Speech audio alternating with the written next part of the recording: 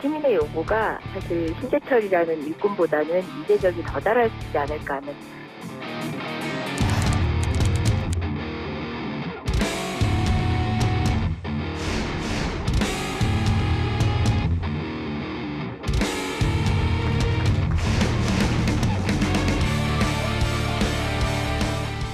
조속히 당으로 돌아가서 당을 정상화시키는데 큰 역할을 할 수 있도록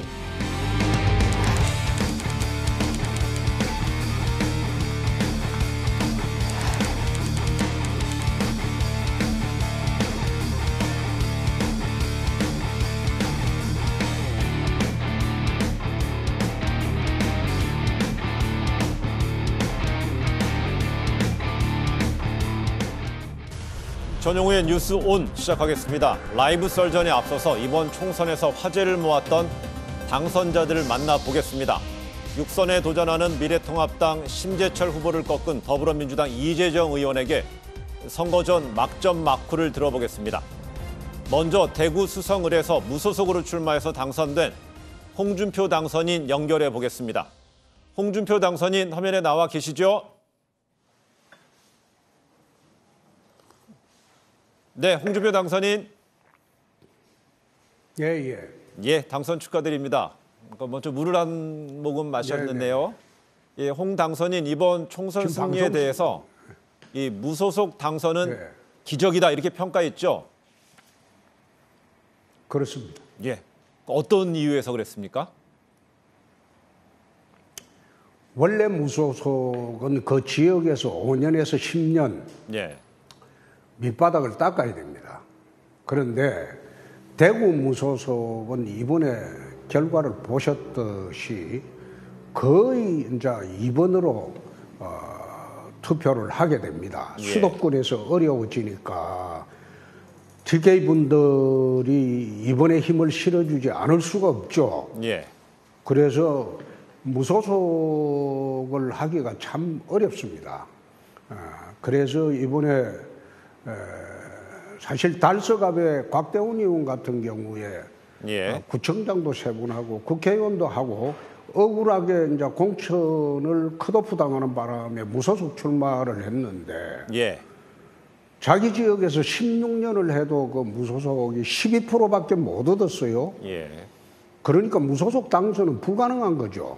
더구나 저는 한 달 전에 와가지고 그런 식으로 당선이 됐으니까 수성을 주민들이 저를 이제 정말로 굳게 믿어준 그런 덕분이라고 저는 봅니다. 그렇다면은요, 좀 전에 말씀하셨지만 그 두 번째 칸 2번을 이제 많이 주목했다는 건데요. 그 수성을에서 보면 같이 출마했던 미래통합당의 이인선 의원, 미래통합당인데 그럼에도 불구하고 무소속인 홍준표 후보를 대구 수성을 주민들이 선택한 가장 큰 이유는 뭐라고 보십니까? 같은 당으로 본 거죠. 우선 같은 당으로 봤고 또 같은 당으로 보면서 이제 인물론으로 보니까 제가 조금 낫지 않느냐 막 그런 선택을 했다고 저는 봅니다. 인물론도 좀 내세우셨는데 사실상 보면은 수성을에서는 새벽까지 예측할 수 없는 초박빙 양상이었습니다. 앞서서 지상파 3사의 출구 조사도 있었고 JTBC의 예측 조사도 있었고 결과가 서로 상반됐었어요. 어떻게 보셨어요? 원래 지상파 출구 조사는 지난 2004년도에 노무현 대통령 탄핵 시절에 동대문에서 출구조사 했을 때 그때는 제가 10%를 졌어요. 방송 3사 출구조사에서. 그런데 제가 1.3% 이겼거든요. 그래서 그 지상파 출구조사 나올 때는 나는 별로 그 당황을 하지 않았습니다. 그때도 틀렸고 지금도 틀릴 것이다. 근데 JTBC 조사에서는 거꾸로 제가 3% 이기는 거로 나왔거든요. 근데 JTBC 조사가 선거 결과하고 정확히 맞았죠. 그래서 제가 이제 방송에서도 내가 그런 이야기를 했는데 지상파 3사의 출구조사를 좀 이제는 정확성을 좀 기했으면 좋겠다. 그런 이야기를 방송에서도 한 일이 있습니다. 알겠습니다. 총 253개 그 지역구 중에서요. 지상파 3사 조사가 맞은 것도 많고요. 네. 좀 틀린 부분도 있고 그런 것 같습니다. 그런데 그런데 왜 내 것만 하필 2번이나 틀리죠? 그렇군요. 알겠습니다. 이 홍준표 예, 예. 당선인은 선거 유세에서 이 대통령 한번 해보기 네. 위해서 대구에 왔다. 밑바닥에서 커도 대통령을 네. 할 수 있다. 그걸 보이기 위해서 네. 대구에 왔다. 이렇게 밝혔습니다. 어떻게 해석해야 될까요? 그것은 지난 대선 때는 박근혜 대통령 탄핵으로 당의 지지율이 4%밖에 되지 않았습니다. 예. 사실상 망한 정당이었죠. 네. 내가 그때 대선 나간 것은 당을 다시 복원하기 위해서 나간 것이지 제가 당선되기 위해서 나간 것은 아닙니다. 그래서 대선 때 원맨쇼를 내서 24%를 만들었죠. 그 복원된 당이 지금의 이 당입니다. 그러나 다음에는 정식으로 갖춰진 당에서 대선 준비를 철저히 해서 정식으로 대선을 한번 치러보겠다. 막 그런 뜻입니다. 이번에 김종인 총괄 선대위원장은요. 이 총선에서 선거에서 패배한 이후에 이 미래통합당에 대해서 갖춰지지 않은 정당이라는 표현을 썼습니다. 거기에 대해서는 답변할 수가 없네요. 왜 그런지 제가 한번 제가 추가로 질문드려보겠습니다. 예. 그럼 답변을 이거는 사양하시는 거로 이해하면 됩니까? 예. 알겠습니다. 답변하기가 어렵네요. 그렇습니다. 그렇다면요, 이어서 좀 질문드리겠습니다. 미래통합당이 이번 총선에서 103석을 기록했습니다. 이런 결과가 나온 핵심적인 이유는 뭐라고 진단하셨습니까? 첫째, 김용호 공천위원장의 잘못이 제일 크죠. 그리고 김용호 공천위원장의 잘못을 방관하거나 같이 도운 황 대표의 잘못도 크죠. 두 번째는 이번 선거 기간 중에서 지도부의 메시지가 없었어요. 예. 국민에게 전달될 메시지가 없었고 관악갑이나 그 부천에서 출마한 그 두 분의 막말이라는 그 프레임에 끝까지 갇혀가지고 사실 보면 그 두 분의 개인적인 의견에 불과한 거거든요. 그럼 당에서 그걸 대처를 할 때 당의 의견과는 틀리다. 그 두 분의 개인적인 의견에 불과하다. 그 문제에 대한 판단은 그분이 출마한 지역구에서 할 것이다. 네. 그렇게 간단히 정리하고 넘어갔어야 되는데 그것을 나는 정치 25년에도 출마한 후보를 제명하는 건 처음 봤어요. 그러니까 그게 전국적인 이슈가 돼버렸고 마치 당이 잘못한 것으로 돼버리니까 선거 하루 전까지 그런 이야기 있었지 않습니까? 네. 차명진 후보 같은 경우에 가처분이 받아들여졌는데도 당의 후보를 인정 안 하겠다. 어떻게 그런 말을 할 수가 있어요? 네, 알겠습니다. 그는 당이 잘못한 것으로 됐기 때문에 이런 식으로 선거를 끌고 가서 당 지도부가 우왕좌왕 갈팡질팡했다 이겁니다. 네, 지금 그런데 그런 정당을 믿고 어떻게 표를 주겠습니까? 홍준표 당선인은 이제 법률가 출신이시기 때문에 이 두 후보가 본인의 의견을 말했다는 점은 결국은 사실이 아닌 의견을 말했는데 그 사실에 대해서 지도부가 제대로 대국민 메시지를 관리하는 데 실패했다. 이런 진단이신 건가요? 아니, 그런 뜻은 아니죠. 예. 그런 뜻은 아니죠. 사실을 말했는지 안 말하지 않았는지 그 문제가 아니라 예. 본인이 책임져야 할 개인적인 문제에 불과하다는 겁니다. 그게 왜 당이 책임집니까? 전국에 253개 다 출마한 후보들이 있는데 그 후보가 한마디 잘못하면 당이 전체 책임을 집니까? 예, 알겠습니다. 그 후보가 지역에서 개인적으로 책임지는 거죠. 알겠습니다. 그리고 그 사실이 차명진 의원의 말이 사실인지 아닌지 팩트 검증을 해보고 난 뒤에 나중에 따져도 될 문제다 이겁니다. 예, 알겠습니다. 거기까지 전해 듣도록 하고요. 특히 그렇다 보면은 이런 식으로 총선의 과정에서 선거운동 과정에서 지도부가 메시지 관리를 못했다는 것은요. 거의 진단이셨고 그 이후에 지도부들이 거의 다 낙선을 함으로써 지도부가 공백의 위기에 놓여 있습니다. 그렇다면 총선 이후에 당에서 이 홍준표 당선인의 역할은 어떻게 기대해 볼 수 있을까요? 아직은 무소속입니다. 만은요. 무소속이고 유소속이고 간에 제가 왜 25년 지켜온 정당에 무소속으로 나왔겠습니까? 그거는 떠내기들이 들어와서 당의 분탕질을 하는 바람에 이렇게 된 것 아닙니까? 네. 그러니까 거기에서 복당 웃는 질문하는 자체가 저는 불쾌하고 네. 무례하다는 생각입니다. 그런 질문은 안 했으면 좋겠고 네. 또 지금 미래통합당 지도부가 공백인 것은 자신들의 잘못입니다. 그래서 제가 여기 나서서 어떻게 하라 뭐 그렇게 할 그런 입장은 아닙니다. 알겠습니다. 자신들이 혼란을 초래했기 때문에 혼란을 네. 수습하는 걸 내치켜 보겠습니다. 예. 네. 홍준표 당선인의 향후 행보를 저희가 좀 가늠해 볼 수 있거나 유추해 볼 수 있는 홍준표 당선인의 발언이 하나 있었죠. 이미 나는 당대표를 네. 2번이나 했다. 그렇기 때문에 굳이 당권을 잡을 네. 생각이 없다 이렇게 이야기를 했습니다. 그 이야기는 본인이 전면에 나서지 그렇습니다. 않는다면은요. 그 어떤 리더십이 좀 필요하다 네. 보십니까? 어떤 인물이 좀 부각이 될 거라고 좀 예상합니까? 좀 카리스마 있는 사람이 나왔으면 좋겠어요. 지금 네. 당은 대혼란입니다.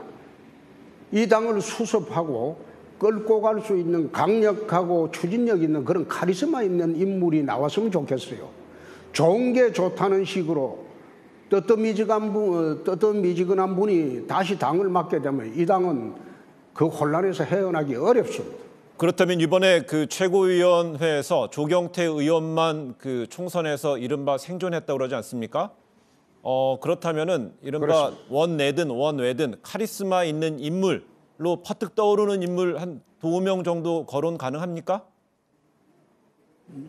2명이 아니라 저는 뭐 오전에 어느 방송사하고 인터뷰하면서 김종인 선대위원장이 민주당이나 예.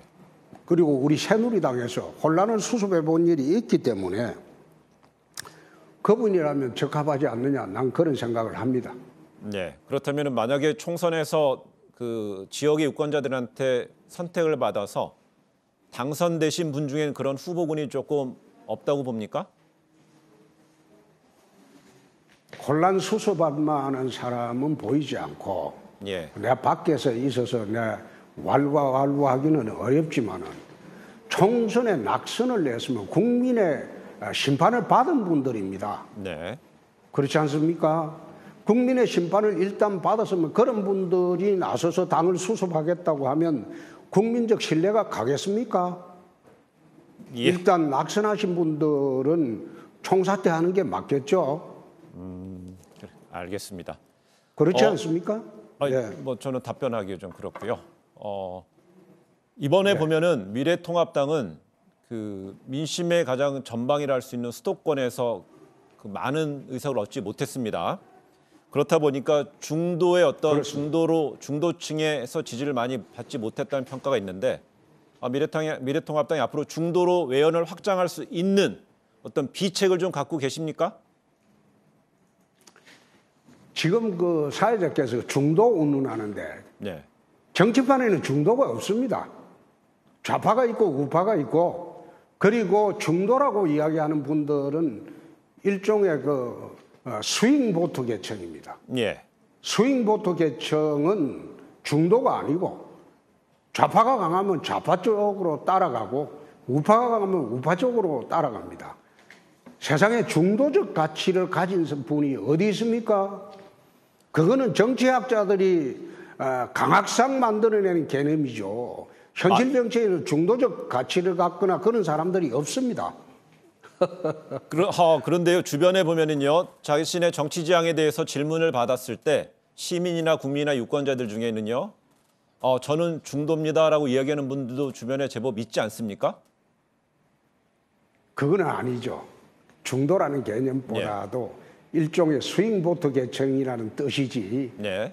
세상에 이것도 아니고 저것도 아닌 그런 계층의 사람이 어디 있습니까? 그 윤선도 오과에 보면 나무도 아닌 것이 풀도 아닌 것이 그런 말이 나오는데 예. 세상에 나는 정치판에서는 중도적 가치는 없다고 봅니다. 알겠습니다. 제가 질문드렸던 거는요. 정치판과 달리 일반 유권자들의 표심, 유권자들이 지향하는 부분에 있어서는 중도가 있다는 것이고요. 정치학계에서도 오른쪽과 왼쪽과 센터가 있다는 걸 질문을 드린 거거든요. 아니, 사회자님. 예. 정치학하고 현실 정치하고 전부 같다면 무슨 현실 정치를 논하겠습니까? 강학상 알겠습니다. 정치하고 현실 정치는 많이 틀립니다. 다음에 이 관련된 주제 가지고 한 번 더 저희가 좀 초대하는 시간을 갖도록 하겠고요. 저희가 지금 30초의 시간이 있는데요. 네. 앞으로의 좀 언제 서울에 올라오실지 아니면 대구에서 계속 계실지 앞으로 각오 한마디만 좀 짧게 여쭙겠습니다. 예. 당이 혼란스럽기 때문에 제가 그 혼란 속에 뛰어들 생각은 없습니다. 그래서 당분간 대구에 있겠습니다. 예, 알겠습니다. 예, 오늘 그 인터뷰에 응해 주셔서 고맙습니다. 감사합니다. 고맙습니다. 예.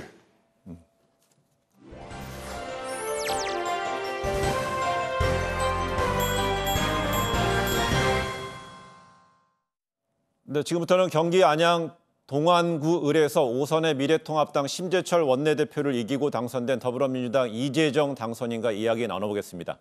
안녕하세요. 네, 안녕하세요. 이재정입니다. 예, 당선이 확정된 뒤 시간이 몇 시간이 한참 지났는데 목소리가 아직 안 돌아온 겁니까?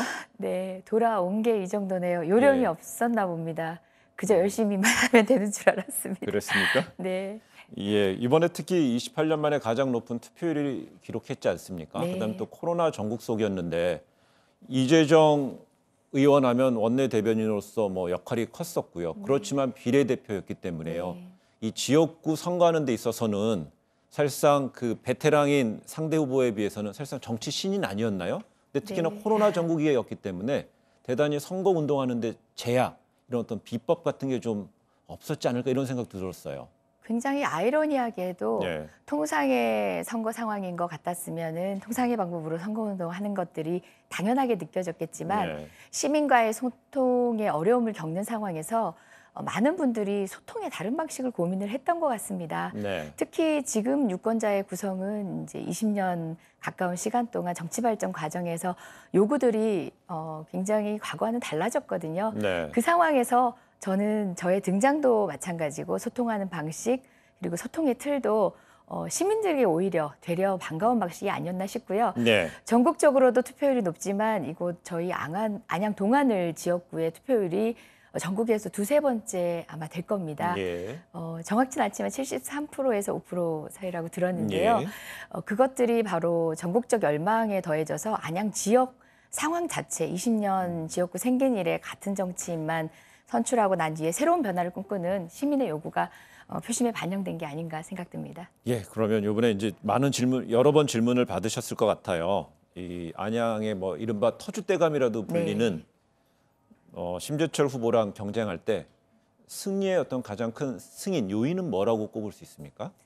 일단은 수도권 선거 이야기할 때 다들 뭐 바람이다, 예. 이제 중앙에서의 역할, 그다음에 정부에 대한 지지, 뭐 여러 가지 것들을 이야기를 하시지만 그 가운데 하나가 또 후보의 장점이라든지 또 시대의 요구도 있겠지만 지역의 요구에 합당한 일꾼인지 아닌지 중요할 것 같습니다. 네. 그런데 안양은 평촌이라는 신도시를 품고 있습니다. 네. 뭐 정주 여건의 뭐 노후화라든지 이런 부분은 차치하고서라도 주민의 의식 수준 그리고 또 문화 수준은 상당히 높습니다. 네. 그리고 변화하는 욕구들이 굉장히 많은데요.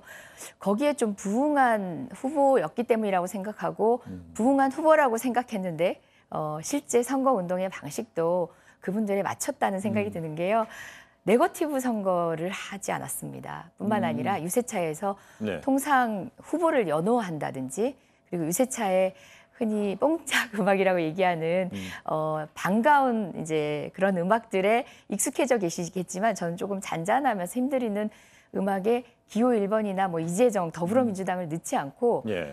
라디오 DJ가 뭔가를 들려주듯이 했습니다. 네. 이한철이 부릅니다. 슈퍼스타. 그걸 직접 MC를 하신 거예요? 네. 그리고 슈퍼스타라는 노래가 나오면은 정말 코로나19에 힘든 여러분들한테 힘드리는 메시지를 주로 했습니다. 그리고 이 위기에서 점검해야 될 국가 정책의 과제라든지 이런 얘기를 그 잔잔한 음악에 맞춰서 음성도 음성이지만 유연한 방식으로 전달하기 위해서 노력했고 그런 전체적인 틀거리가 새로움 그리고 그 안에 내용을 담는 여러 가지 모습들이 권위적이지 않다고 생각해 주셨던 것 같습니다. 기존의 관행이 아닌 관습이 아닌 새로운 어떤 접근법을 취하셨다는 이야기 같은데요.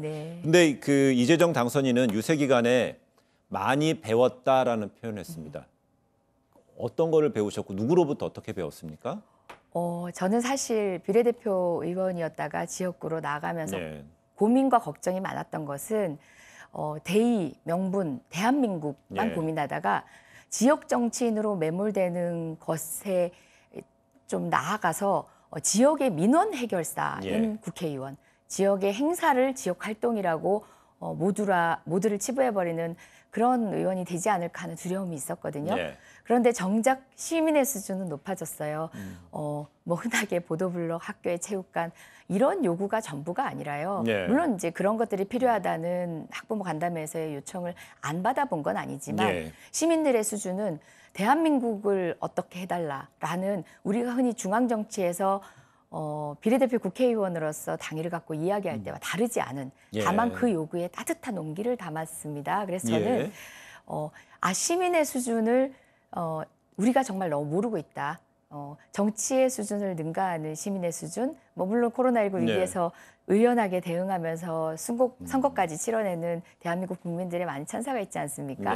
실제 만나본 대한민국 국민들도 그 당이나 명분 좀 더 함께 인내할 수 있으니까 어떻게 해달라는 주문, 다만 따뜻한 온기가 더해진 것이었거든요.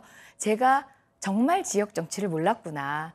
우리 시민들은 절대 나를 위해 무엇을 해달라가 아니라 이 나라를 위해서 무엇을 해달라 거기에 대한 평가를 우선으로 하시는구나 느꼈습니다. 그렇습니다. 그런데 이 나라를 위해서 무엇을 해줄까를 요구한다는 거예요. 그렇다면 이제 앞으로 이제 비례대표로서 활동을 하셨고요. 지난 4년은 이제 다음 달 30일부터는 이제 지역구 의원으로 활동하시는데 큰 차이가 있을 것 같아요. 이제 우선은 지역구도 왔다 갔다 국회랑 오가야 되고요. 사실 부끄러운 얘기고 또 한편은 불가피한 면이 있었지만 제가 지역위원장을 맡으면서 2년 전부터는 이제 지역을 위해서 또 같이 일을 병행하기도 했었습니다. 하지만 그때는 못내 이제 또 송구한 마음도 있었습니다. 비례대표로 요구받은 역할이 있기 때문에 지역에만 매진한다고 한다는 거는 다음 선거에만 몰입하는 것처럼 보일까봐 제 나름의 조절을 하고 있었는데요. 이제 지역구 의원이 되었을 때는 지역의 요구가 제대로 추상적인 국민의 요구로 중앙에 반영될 수 있는 어떤 통로로서의 지역 정당의 어떤 역할에 대해서 좀 고민을 하고 있고요. 그 가운데서 또 이제 제가 중앙에서 비례대표 국회의원으로 못다 했던 여러 가지 일들, 또 지역 주민에게 힘을 얻어서 할 수도 있다고 봅니다. 소방관 국가직화로 대표되는 이재정 1호 법안 통과에 있는데요. 그 마지막 고비를 넘을 때 정말 제가 도움을 받았던 것이 지역 시민들의 힘이었어요. 전 국민들이 호응을 해주시기도 했지만 마지막에 소방관 국가직화 법률안들이 행안이라든지 법사위 이렇게 계류되어 있던 상황에서는 지역 시민들이 청원도 해주시고요. 또 저를 위한 용기를 주시기도 하고 이래서 지역 국회의원이 힘을 받는다, 지역 가면 힘을 얻는다라는 얘기를 이래서 하는구나 싶었습니다. 그러니까 소방관 국가직 전환이 이달 1일에 시작됐습니까? 아니면 지난달에 좀 4월 1일입니다. 이달이죠? 만우절날 거짓말같이 국가직화됐다 이렇게 표현을 했었는데요. 그렇습니다. 그래서 이제 5월 30일부터 20일 때 국회가 시작되면은 이제 그래도 이제 20대 국회는 남아 있습니다. 중요한 이제 일정들도 있고요. 또 국민들이 기대하는 바도 있는데 제 1당의 원내 대변인으로서 20대 국회를 돌아보면서 각각 여야 간에 여당과 야당 간에 이거는 잘했는데 이거는 참 못했다. 그런 반성이 있어야지 21대 때 뭔가 발전이 있을 것 같아요. 뭘 꼽을 수 있겠습니까? 부족한 지점을 반성하자 치자면은 이 자리가 시간이 부족할 만큼일 거라고 봅니다. 그리고 지금 야당의 여러 지도부가 지금 부재한 상황 또 협상이 실질적으로 되겠느냐를 생각하면 장담할 수 없는 상황이긴 하지만 저는 이것 하나만큼은 해야 된다고 생각하는 것이 네. 일하는 국회를 위한 제도적 개선입니다. 네. 이건 21대 총선을 치르고 당선자만이 아니라 20대 국회의원이 스스로 반성하는 차원에서도 필요하다고 보고요. 네. 식물국회여서 뭐라 그랬고 동물국회여서 뭐라 그러고 하다못해 짐승국회라는 표현까지 등장했던 20대 국회인데요. 일 안 하는 국회가 가장 문제다라는 국민의 의식이 이번 투표에도 표심으로 반영되었다고 보거든요. 네. 20대 국회에 여러 가지 산적한 법안들 많지만 무엇보다 스스로 자정하는 일하는 국회를 위한 제도적 개선 법안들은 반드시 좀 협의를 해야 새로운 21대 출발을 우리가 다짐하는 시간이 될 수 있지 않을까 생각해 봅니다. 이게 보통 일반 시민들이 보면은요, 국민들이 국회가 회기는 열어놓고 회기는 시작돼놓고 국회는 공전이 된단 말이에요. 네. 그럼 의원들은 일 안 하는 거 아니야? 저런데 세비를 우리가 세금으로 줘야 돼 이런 얘기 있었잖아요. 네. 그런 것에 대해서 조금 법제도적으로 보완해서 네. 치료할 수 있는 방법 없을까요? 네, 많은 국민들이 모르고 계시는 게 회기가 열리고 나면 그냥 일을 해야 되는 줄 아는데 일을 하고 싶어도 못 하게 되는 상황들이 네. 있습니다. 여야 대치 상황이 깊어지면은 원내대표 간 하다못해 여야의 상임위에 각 간사들 간에 합의가 되지 않으면 상임위 법안 심사도 못 합니다. 예. 그래서 법안 심사를 의무적으로 개최하도록 일하는 법안 일부가 통과됐지만 그 역시도 온전하지 않아서요. 최소한 법안 심사는 상시국회화 시켜서 네. 법안을 통과시키고 안 통과시키고의 문제가 본회의장에서 정치적 쟁점은 될 수 있다고 봅니다.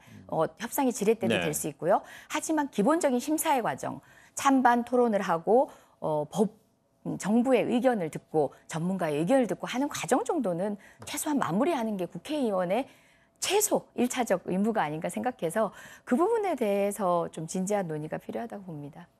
그래요. 제가 지금 세비하면서 생각이 퍼뜩 네네. 났는데요. 코로나 전국 속에서 여야에서 특히 여당에서도 나왔었어요. 그 뭐 세비 네. 뭐 반납 이런 얘기 있었잖아요. 네네. 실제 이루어졌습니까? 제가 정확한 상황은 잘 모르겠는데요. 흔히 이 말씀은 한번 드리고 예. 싶습니다. 세비가 높다 낮다의 논쟁이 아니라 세비의 논쟁으로 가게 되면 정작 본질적인 국회 일하는 국회를 위한 본질을 놓치게 된다는 네. 측면에서 저는 일하지 않으면 세비를 깎자라는 이야기를 할 때 아니요라고 늘 그 네. 문제로 늘 흘러서는 안 된다. 국민의 요구가 정말 본질적으로 지적하는 부분이 어디에 있는지 우리는 주소를 알아가야 된다고 네. 이야기를 하는데요. 세비의 문제를 넘어선 어떤 요구라고 저는 생각하고요. 코로나 전국에서는 물론 이제 세비를 통해서 근원적 지원을 하는 것도 중요하겠지만요. 네. 응당 뭐 약속을 하셨으면 전 지켜졌으리라 생각합니다만은 더 중요한 건 실질적인 도움이 되도록 제도적인 지원을 하는 것 그리고 네. 또 지금 재난 상황에 어려운 분들을 위한 지원금에 대해서 국회 안에서 나름의 그래도 합의 각각이 표시한 의사의 합의가 있지 않습니까? 네. 그 부분들을 완결해내는 게 더 중요하죠. 예, 네. 세비에는 가장 세비의 주요 부분이 입법 활동비잖아요. 네. 입법 활동비 열심히 입법 활동에 네. 나서면 그게 부족할 수도 있잖아요. 네, 그렇죠? 맞습니다. 비서진, 보좌진 네. 운영하는 데 있어서도 그렇기 때문에 열심히 일하는 의원님들한테는 세비가 안 아까울 것 같아요. 예. 그런 측면에서 제가 질문 드려봤고요. 이당 선인은 당 대변인으로서 이 검찰 개혁의 필요성에 줄곧 강조해 왔습니다. 21대 국회 공수처 설치라는 현안도 있고요. 뭐 여러 가지 있을 것 같은데요. 앞으로 어떤 방향으로 이루어져야 한다고 보시고 또 어떤 활동을 좀 하실 거라고 기대하고 계십니까? 네, 제가 변호사였었고 예. 변호사이던 당시에 주로 상대하던 흔히 직업상의 거래처가 또 검찰, 공안검찰이기도 했었는데요. 예. 검찰권을 국민에게 준다라는 것이 각 제도 안에 반영된 논의는 이미 무르익었습니다. 예. 논의가 없는 게 아니라 그것들을 정치권에서 받아들이지 못하고 있는 거고 예. 여야가 공방을 했던 부분도 새삼스러운 논의입니다. 사실은 이미 완결적 논의이거든요. 예. 제도 안에 정착하는 데 있어서는 여야의 각자의 정치적 입장을 넘어선 현 사안에 어떤 이제 사안이 걸려 있다 아니다를 넘어서 네. 저는 오랜 논의, 이제 수십 년 걸쳐온 논의를 좀 완성시켰으면 좋겠고요. 네. 그리고 저의 관심은 아까도 말씀드렸다시피 이런 검찰 개혁이라든지 권력기관 개혁만이 아니라 네. 국민의 안전과 관련된 소방법 이제 좀 완성이 또 필요하기도 합니다. 네. 소방관 국가직화 아직 온전치 않거든요. 뿐만 아니라 관련된 예산 확보 올해 또 우리가 계속 점검해야 될 지점들이거든요. 네. 그리고 코로나19라는 어떤 위기 상황은 앞으로도 반복될 수밖에 없는 위기 상황이고 그에 대응하는 데 있어서 가장 위험한 안전 취약계층을 위한 국가적 지원에 대해서 저는 소방관련법으로 좀 고민을 하고 있는 대충의 계획들을 갖고 있고요. 네. 그 외의 꿈들은 20대 국회 임기를 마무리하고 말씀드리겠습니다. 잘 마무리하셔야겠죠. 네. 그렇습니다. 예, 그러면 우리 유권자분들한테요. 지지하신 유권자도 있지만은요. 그 표를 안 주신 유권자도 있잖아요. 그분들한테 한마디 좀 해주신다면은요. 네, 180석이라는 너무나 두려운 의석을 주셨습니다. 책임 정치 하라는 말씀인데요. 책임 정치는 내 마음대로 하는 정치가 아니라는 것 너무나 잘 알고 있는 책임 여당입니다. 저 역시도 그 일원으로서 국민 여러분들이 주신 구체적인 말씀에 더해서 어느 것이 또 놓치신 말씀인지까지도 헤아리는 것이 일꾼의 역할인 것 같습니다. 치열하게 고민해서 치열하게 실천하겠습니다. 고맙습니다. 네, 오늘 귀한 시간 내주셔서 고맙습니다. 감사합니다. 네, 고맙습니다.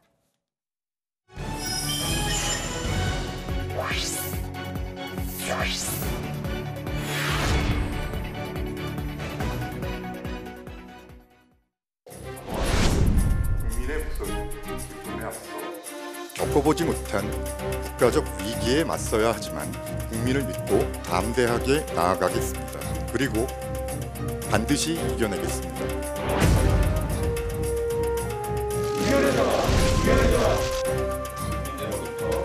열린 우리 당의 그 아픔을 우리는 깊이 반성을 해야 합니다. 우리한테 맡겨진 소임이 소중한 만큼 원내국회뿐만 아니고 정당을 잘 운영을 해야 됩니다. 국민들께서 주신 끈처리를 달게 받겠습니다. 부족한 부분을 살피고 또 살피겠습니다. 재창당에 버금가는 당 쇄신 작업에 내전하겠습니다. 이번 과정을 통해서 제3지대가 중도 정당이 설 수 있는 기반이 정말 약하다는 것을 다시 느꼈습니다. 고단한 정의당의 길을 함께 개척해온 우리 자랑스러운 후보들 더 많이 당선시키지 못해서 정말 미안합니다.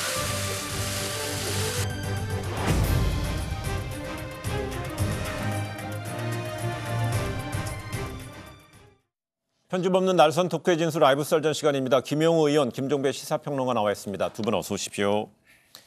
근데 여야가 오늘 일제히 선거대책위원회 해단식을 열었죠.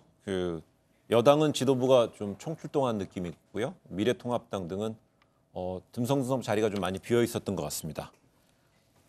상호에 어떻게 봤습니까? 그리고 이제 평시로 돌아가야 되고 지도 체제를 다시 꾸려야 되는 문제인 것 같은데요. 민주당 같은 경우는 일단은 큰 변화는 없을 것 같습니다. 일부 언론 보도에 따르면 이해찬 대표가 총선 마무리하고 이제 바로 사퇴를 하면서 조기 전당대회로 가는 거 아니냐 이런 추측 보도가 나온 바가 있었는데 윤호중 사무총장 같은 경우는 오보다라고 지금 이제 선을 그어버렸기 때문에 민주당에서 지금 체제 정비 요인은 뭐 당장 발생할 것 같지는 않고요.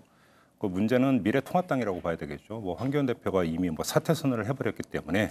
그다음에 최고위원 가운데 지금 살아 돌아온 사람은 조경태 최고위원 한 명밖에 없는 거고, 그러니까 지금 그 미래통합당 같은 경우는 이제 체제 정비가 이제 발등에 불이 됐는데 방향을 어떻게 가져갈 것인가. 일단 비대위 이야기가 좀 많이 나오는 것 같은데요. 이 비대위도 성격이 어떤 성격이냐에 따라서 방향이 완전히 달라지기 때문에 사실은 좀 갈림길에 서 있다 이렇게 봐야 되겠죠. 네. 미래통합당의 경우에는 이제 이번 총선에서 크게 참패를 했기 때문에 뒷수습하는데 굉장히 이제 어려움을 일단 겪겠죠. 책임론도 좀 불거질 것이고 또 지금 당 지도부가 거의 해체된 거나 다름이 없죠. 당대표가 사퇴를 했기 때문에요. 그래서 결국 이것이 빨리 전당대회를 할 것이냐 아니면 그래도 비대위를 꾸려서 어느 정도의 개혁을 이루고 난 다음에 전당대회를 해야 될 것이냐. 크게 봤을 때는 그 두 의견이 지금 나뉘는 것 같아요. 그리고 또 하나는 이번에 무소속으로 살아 돌아온 그 대권 주자, 당권 주자급의 그 무소속 의원들이 있습니다. 홍준표 전 대표, 또 김태호 전 지사, 또 권성동 의원, 윤상현 의원, 이런 분들이 이제 살아 돌아왔는데 이 복당을 시켜야 되느냐 말아야 되느냐, 언제 복당을 시켜야 되느냐 등등의 이제 여러 이 문제 하나하나가 다 갈등의 요소예요. 갈등의 요소입니다. 저희가 그 각 당의 지도부 개선, 체질 개선이든 구도 개선이든 그 문제는 잠시 뒤에 한번 얘기해 보기로 하고 본격적으로 얘기해 보기로 하고요. 어제 문재인 대통령이 총선 결과에 대한 입장문을 내놨는데요. 이 국민을 믿고 담대하게 나아가겠다 했습니다. 그 대통령의 메시지 속에 들어있는 함의는 뭐로 좀 해석이 됐습니까?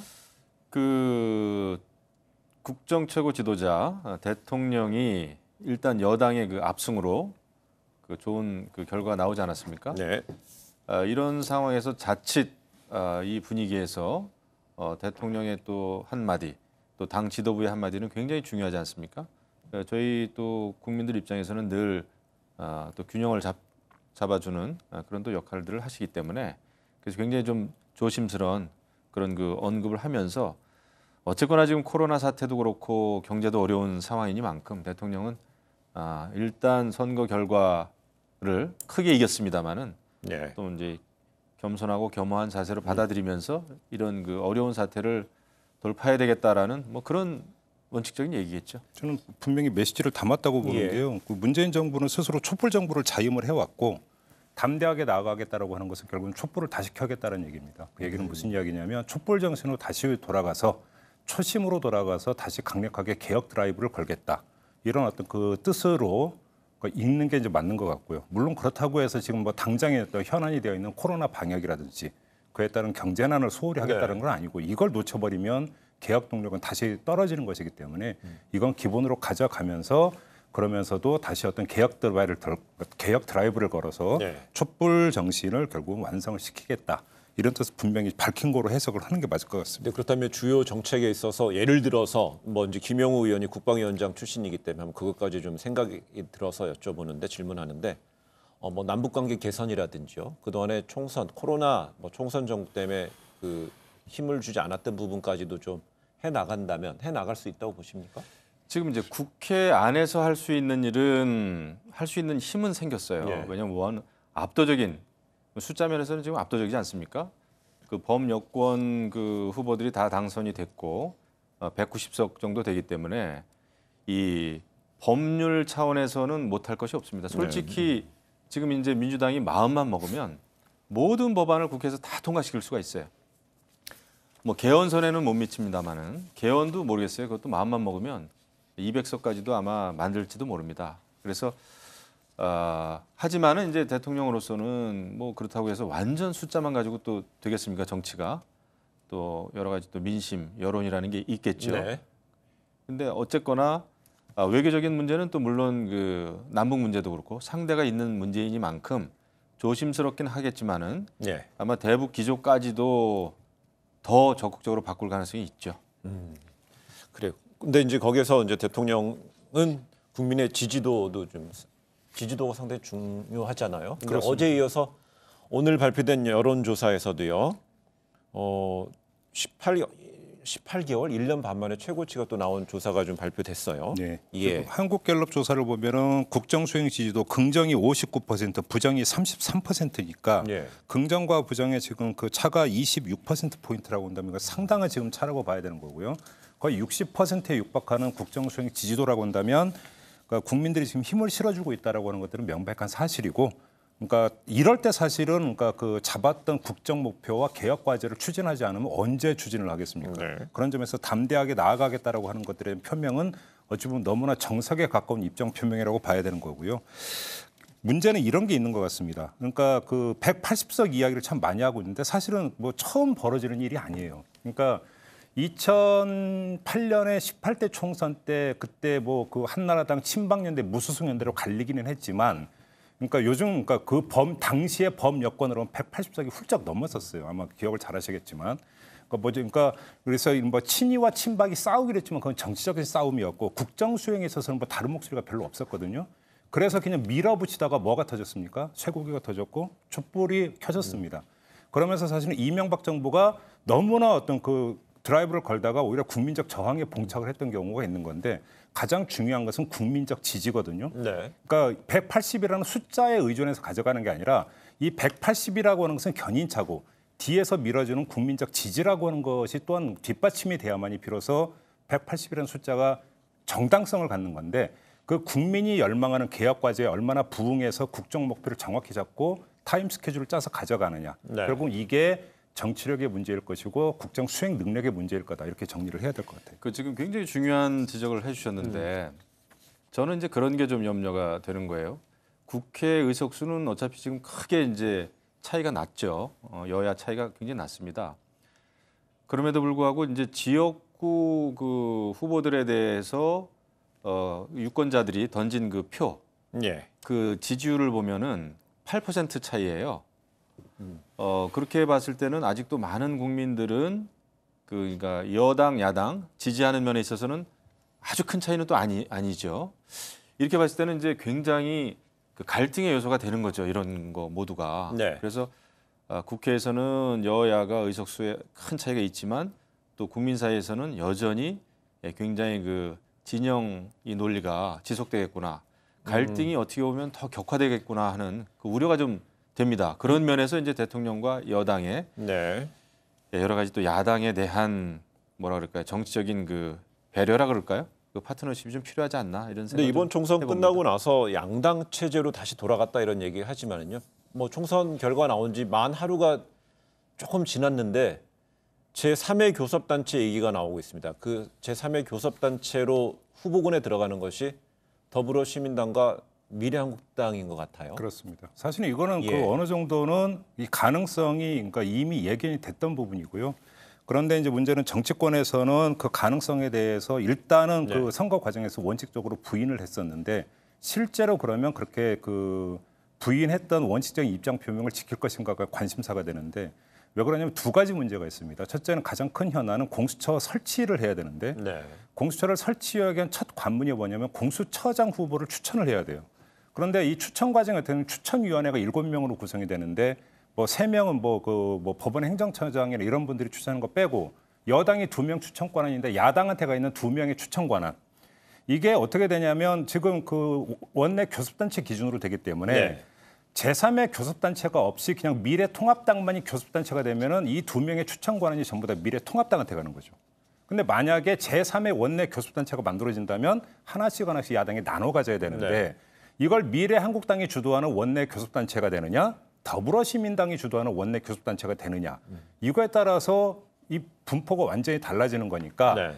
그 더불어민주당도 그렇고 미래통합당도 그렇고 저쪽에서 혹시 지금 그 다른 교섭단체를 혹시 만들려고 하는 거 아니야? 네. 라고 이제 레이더를 최대한 이제 끌어올려놓고 지금 이제 바라보고 있는 측면이 하나 있고요. 또 한 가지는 이게 아마 그 이제 21대 국회 원 구성 과정에서 다시 파열음을 낼 가능성이 있는데 상임위원장 배분이나 이런 문제하고 직결이 돼 있는 게 있어요. 네. 교섭단체냐 아니냐에 따라서 이게 달라지기 때문에 상임위원장이나 이런 자리를 한 석이라도 더 얻기 위해서는 또 다른 위성 교섭단체를 만들어 놓으면 자리 싸움에서 유리해진다는 측면도 같이 있는 것이죠. 그렇다면 지금 이 왜 각 당이 그러면 레이더를 켜놓는 이유는 레이더에 무슨 까만 점이 포착되면 그 까만 점은 국민으로부터의 어떤 부정적인 여론이 까만 점으로 이해하면 될까요? 뭐 그 까만 점을 어떻게 이해하느냐는 뭐 너무 어려운 문제인 것 같고 네. 지금 말씀하신 대로 선거 전에는 이제 이 위성 정당들이 우리는 자매 정당이고 협력 정당이고 형제 정당이고 이런 또 DNA 검사까지 하자라는 얘기를 했습니다만은 선거 끝났습니다. 이제는 본격적인 자리 싸움이에요. 국회에서 상임위원장 또 이제 뭐 국고 보조금도 마찬가지고 이제는 양보하기 쉽지 않을 겁니다. 사실 이제 원유철 의원도 미래한국당 당대표도 통합당과의 합당은 당장은 아니고 이제 그거에 대해서는 정무적으로 판단할 일이다 그랬는데 말이 달라지고 이제 이렇게 시작이 될 가능성이 커요. 그리고 이제 공수처 말씀 잘하셨는데 이제 자리 싸움이 엄청 심해질 겁니다. 그렇기 때문에 우리가 여태까지 예상하지 못한 그 위성정당을 중심으로 하는 아무튼 또 가보지 않은 길을 분명히 갈 거예요. 예, 그렇습니다. 어차피 조금 전에 저희가 문재인 대통령의 국정 수행 지지도를 봤지만 당정청이 뭔가 국정 드라이브를 걸 때는요. 그 또한 한 축은 의회잖아요. 의회와 협력 문제인데 의회가 또 공전하거나 불안정한 상태가 된다면 또 뭔가 덜커덩거리는 부분이 있을 수 있기 때문에 저희가 앞으로의 의회의 어떤 권력 구도가 어떻게 될지 지형이 어떻게 될지 한번 좀 살펴봤고요. 네, 그렇다면 이번부터 이제 본격적으로 여당과 제1당과 제2당 얘기를 해볼 텐데요. 이번 총선에서 압승을 거둔 더불어민주당 원래 5월 이해찬 대표 임기 끝나는 거로 돼 있지만 앞서서 이제 이해찬 대표가 먼저 물러날 가능성도 있다 없다 이렇게 나오잖아요. 그럼 차기 지금 향후 당권을 노리는 주자들 당권을 목표로 하는 주자들, 뭐 이낙연 당선인 얘기도 나옵니다만은 어떻게 좀 분석이 됩니까? 그러니까 지금 이해찬 대표가 조기 사퇴를 하지 않고 임기를 모두 채우게 되면 당 대표를 뽑기 위한 전당대회는 8월에 실시합니다. 근데 더불어민주당이나 미래통합당이나 모두 당헌 당규에 어떤 규정이냐면 당권 대권 분리 규정이 있어요. 다만 그 기간이 달라요. 그러니까 더불어민주당은 1년 전으로 되어 있고요. 미래통합당은 1년 6개월 전으로 되어 있죠. 그러니까 그 민주당 같은 경우는 그러니까 대권에 도전할 사람은 당권을 맡으면 안 돼요. 대선일로부터 1년 전부터는. 이렇게 만약에 이렇게 된다면 8월에 그러니까 원래 일정대로 당 대표를 위한 전당대회가 치러지는데 대권을 염두에 두고 예를 들어서 이낙연 그러니까 뭐 당선인 같은 경우가 당권을 만약에 거머쥔다 하더라도 내년 3월이면 당권을 다시 내려놔야 된다는 이야기가 되는 거죠. 대선이 2022년 3월 예상하니까는요. 그러니까 1년 전에는 그러니까 당권을 내려놔야 되거든요. 그렇게 된다면 결국은 6개월짜리 이제 당 대표가 되는 건데 과연 이렇게 거쳐가려고 할 것인가? 요거는 사실은 제가 볼 때는 그렇게 이제 가능성이 크지는 않을 것 같다. 이렇게 본다면 오히려 그러니까 이낙연 그리고 이제 이낙연 그 당선인 같은 경우가 바로 당권을 거머져 버리면 어떤 문제가 발생할 수 있냐면 사실은 이낙연 당선인은 대권을 염두에 둔다면 조기 등판하는 측면이 있는데 여기다가 당권까지 거머쥐면 당 내에서 견제 심리가 더 크게 작동할 가능성이 있어요. 이렇게 본다면 이낙연 당선인이 당권 도전할 가능성은 제가 볼 때는 그렇게 높지는 않다고 보는 거고요. 이렇게 본다면 사실은 대권 차기가 아니라 차차기를 노리는 어떤 이런 어떤 중진 그룹들이 당권에 도전할 가능성이 있지 않는가. 일단 좀 이렇게 전망을 해볼 수 있을 것 같습니다. 근데 이런가 하면은 또 이번 마쿠에서 그 민주당의 총선 승리를 이끈 것으로 지목되는 그 거론되는 인물들이 있죠. 뭐 시스템 공천 얘기할 때 연상되는 인물, 양정철 민주연구원장이나 이근영 전략기획위원장은 총선 승리 이후에 바로 그 일선에서 물러났고요. 그 물러난 게 아마 물러난 게 아닐 겁니다. 왜냐하면 또 대선이라는 큰 정치적인 이벤트가 있기 때문에 저는 그 두 분은 역할을 또 분명히 하리라 이렇게 생각합니다. 왜냐하면 이번 총선을 그래도 승리로 이끌었기 때문에 여러 가지 뭐 전략 작전 다 짜지 않았습니까? 그리고 이근영 그 전략기획위원장이 페북에서 이런 그 총선 결과는 두렵기까지 하다 이런 그 이야기를 좀 했는데 그건 뭐 그 승자로서는 뭐 이런 식으로 표현하는 게 좋겠죠. 그리고 아마 대선을 염두에 둔 더 큰 또 그림을 위해서 역할을 찾아갈 것이다 이런 생각을 좀 합니다. 이거 간단하게 이렇게 보면 되죠. 그러니까 상당한 어떤 그 성공을 거둔 총선이고 그 1등 공신 아니겠습니까? 이런 그 두 사람을 당이 가만히 내버려 두겠습니까? 그러니까 본인들은 그러니까 설령 그런 생각이 없다 하더라도 그러니까 그 고사를 한다 하더라도 제가 볼 때는 당에서 끌고라도 와서 어떤 일을 시킬 것 같은데요. 뭐 그렇게 정리하면 될 것 같습니다. 뭐 예전에 있었잖아요. 그 박근혜 대통령 처음 대통령 당선됐을 때 그 김무성 그 당시 김무성 그 대표가 그때 이제 선거 총괄본부장인가 뭐 맡았었어요. 선대본부장이었어요. 선대본부장했죠. 그리고 이제 선거 이기고 나서 본인의 사무실에 딱 포스트잇 하나 붙이고 나를 찾지 마시오 하고 그다음에 인기가 굉장히 올라갔단 말이죠. 그 양정철, 이근영 이분들도 아마 그런 전철을 밟지 않을까 생각합니다. 인기는 국민이 주는 것이고요. 한번 봐야겠습니다. 지금 저희가 잠시 전에 그 홍준표 당선인과의 지금 화상 연결을 통해서 인터뷰를 해봤더니 홍준표 당선인은 그 미래통합당의 당 지도부 공백 상황에서 카리스마 있는 인물이 등장해야 되는 것이고 거기서 인물을 김종인 위원장을 거론을 했어요. 근데 이런 가운데 김종인 위원장의 전원입니다만 황교안 후보가 사퇴 전에 당을 추슬러 달라고 이렇게 자신한테 부탁을 했다고 얘기를 하네요. 이게 무슨 의미입니까? 이거 정말 조심스러운데 이거 뭐 지극히 제 개인적인 의견입니다. 그걸 전제로 말씀드리면은 근데 이제 황교안 대표가 당 대표로서 당직을 내려놨단 말이에요. 근데 당직을 내려놓으면서 차기에 이렇게 수습해 주십시오라고 하는 말이 과연 그 설득력이 있을까라는 좀 생각이 좀 들어요. 여태까지 그런 적이 별로 없거든요. 내려놓으면은 그냥 깨끗이 내려놓을 수밖에 없는 게 정치권에 뭐 그런 거였어요. 근데 이제 워낙 당이 어렵다 보니까 그리고 이제 김종인 위원장이 뒤늦게 이제 영입이 된 케이스다 보니까 이제 이런 부탁을 한 것 같은데 저는 모르겠습니다. 저는 당이 어렵다고 해도 이런 때는 오히려 당선된 다선 의원들이 조금 중심이 되고 네. 그다음에 또 새롭게 당선된 그러니까 이제 새로운 의원총회가 되겠죠. 그런 걸 통해서 여유를 가지라는 게 아니고 인내심을 가지고 정상적으로 원칙적으로 당의 미래를 만들어가는 것이 좋지 않겠나. 왜냐하면은 정치라는 게 이게 외부 인사들이 계속 들어와 가지고 어떤 개혁을 달성할 것 같지만 쉽지 않습니다. 사실 이번에 사실 그 황교안 대표도 많은 애를 쓰고 고생을 했습니다마는 정치가 일순간에 되기는 참 어려운 측면이 좀 있어요. 예. 근데 저는 지금까지 주목해서 봐야 되는 것은 이게 오늘 한 조간이 보도를 한 거거든요. 네. 누가 이걸 소스를 누가 줬을까? 저는 그게 참 궁금합니다. 뭐냐면 저도 그 보도를 그러니까 유익하게 봤는데 황교안 그 대표가 대표직 사퇴 선언하기 직전에 김종인 위원장한테 전화해서 그 얘기를 했고 그래서 한 조간이 이제 그걸 포착을 해서 그러니까 김종인 위원장한테 확인에 들어갔거든요. 네. 김종인 위원장은 전화가 걸려온 건 맞다고 확인을 해줬어요. 자 그러면 두 사람 간의 통화 내역을 누가 그 언론에 알렸을까? 만에 하나 김종인 위원장 쪽에서 만약에 이걸 그쪽이 소스라고 한다면 이미 대충 그림은 다 나와 있는. 다시 말해서 김종인 위원장의 속마음이 뭔지. 그러니까 이 그 조간의 어떤 보도 내용을 꼼꼼히 살펴보면 김종인 위원장은 나 절대 안 해라는 말이 안 나와요. 네. 이렇게 놓고 본다면 만약에 당 안에서 일정하게 의견이 모아져서 김종인 위원장 추대로 간다면 본인은 받을 가능성이 제가 볼 때는 90% 이상인 것 같다. 다만 전 단계에서 당 안에서 그런 중지가 모아질 것이냐가 사실은 제가 볼 때는 관건인데 벌써 갈라지고 있는 것 같아요, 이야기가. 그러니까 김종인으로 가야 된다? 아니다. 이렇게 좀 갈라지는 것 같더라고요. 근데 이런가 하면은요.